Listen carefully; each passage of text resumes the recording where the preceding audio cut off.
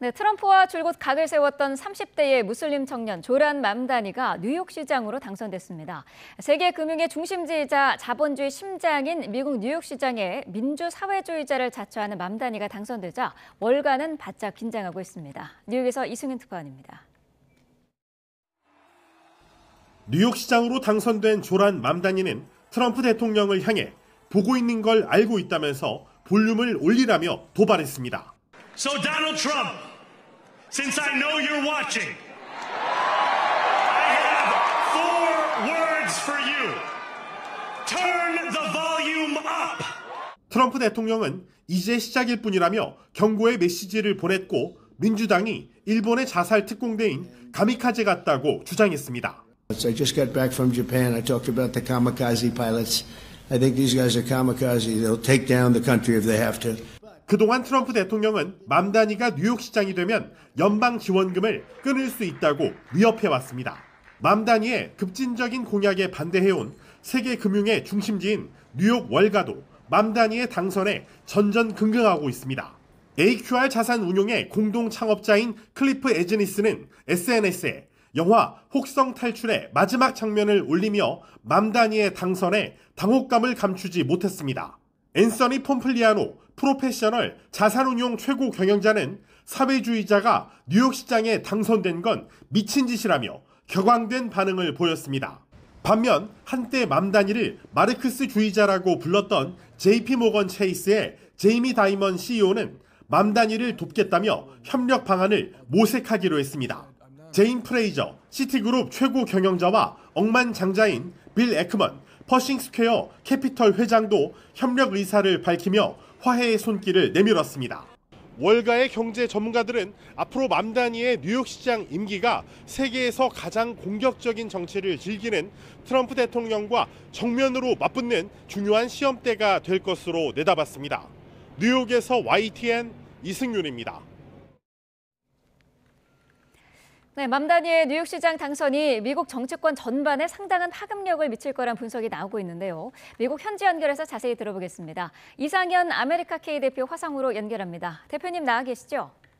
네, 안녕하세요. 네, 자 이번 선거 트럼프 미국 대통령 집권 이후의 첫 선거였는데요. 민주당의 압승으로 끝났습니다. 자 먼저 이번 선거 어떤 선거였는지부터 설명해 주시죠.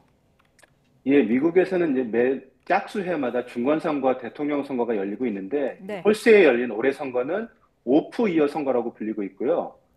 일부 주지사와 뉴욕시장 또는 기초의회 또 기초단체 선거가 열리고 유권자들이 현 정권에 대한 평가 성격이 강하기 때문에 중간 지표 선거라고도 불립니다. 미드텀 바로미터 선거라고도 하는데요.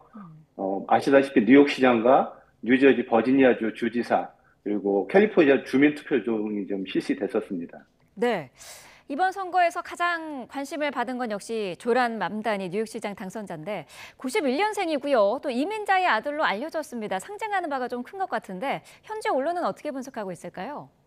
네, 젊은 층에게는 버락 오바마의 등장 같은 그런 좀 상징적인 사건으로 분석되고 있는데요. 네.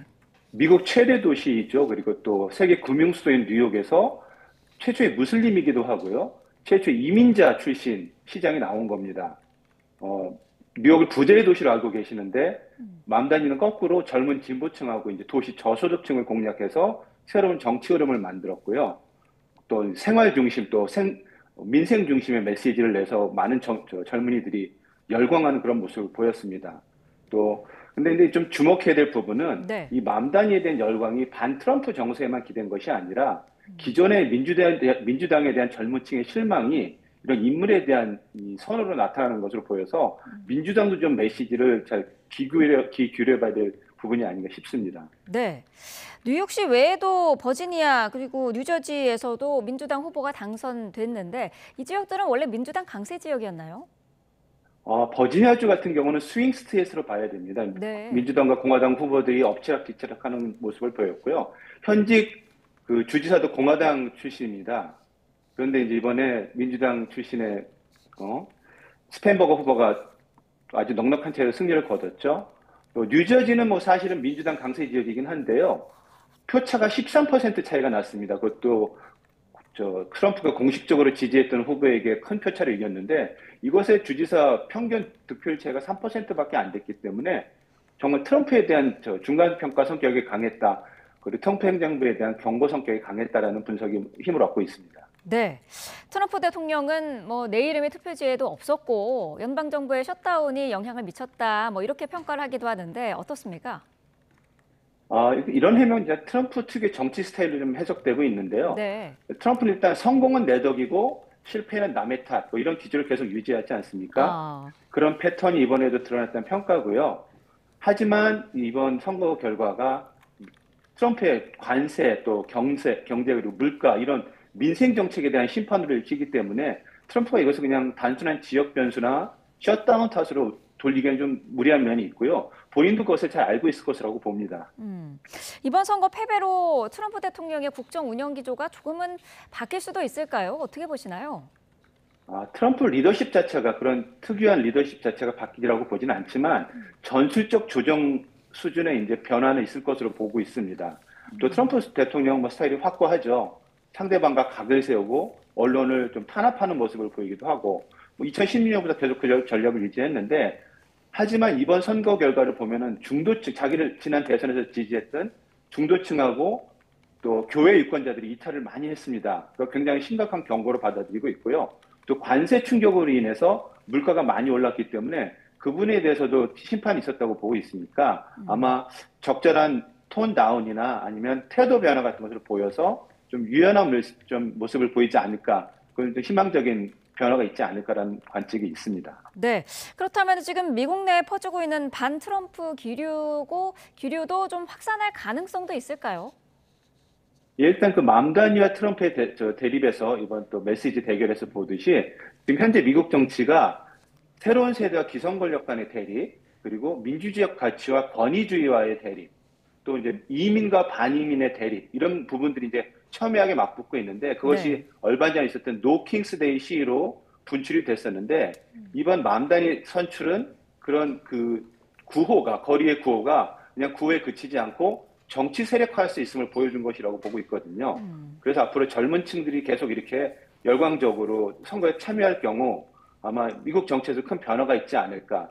그리고 반 트럼프 정서가 더 강화되고 결국 다음 선거에서 어떤 모습을 보여줄지 그런 것들이 굉장히 좀 미국 언론에서도 관심사로 보고 있습니다. 네, 자 현재 미국에서는 이 대법원에서 트럼프 대통령이 세계 각국에 부과한 관세 이거의 적법 여부를 판단하는 그런 재판이 진행 중인데 전 세계가 주목하고 있거든요. 미국 언론은 어떤 전망을 내놓고 있을까요?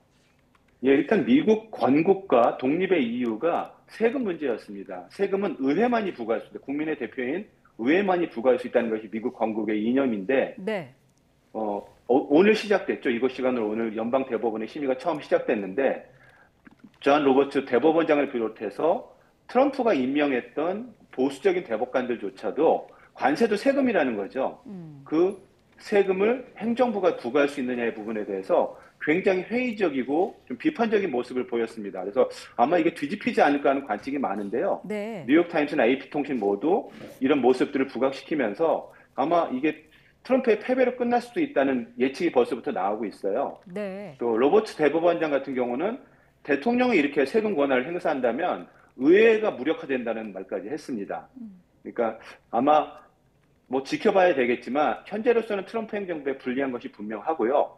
만약 트럼프가 이번에 패배한다면 한국 등에 부과했던 수십억 달러의 관세를 다시 돌려줘야 된다는 그런 기사도 있기 때문에 트럼프로서는 정말 배수의 진을 치고 임하고 있는 상황입니다. 네, 자 대법원의 판단 결과도 끝까지 지켜봐야 될 것 같습니다. 이상현 아메리카 K 대표와 함께했습니다. 대표님 감사합니다. 네, 감사합니다.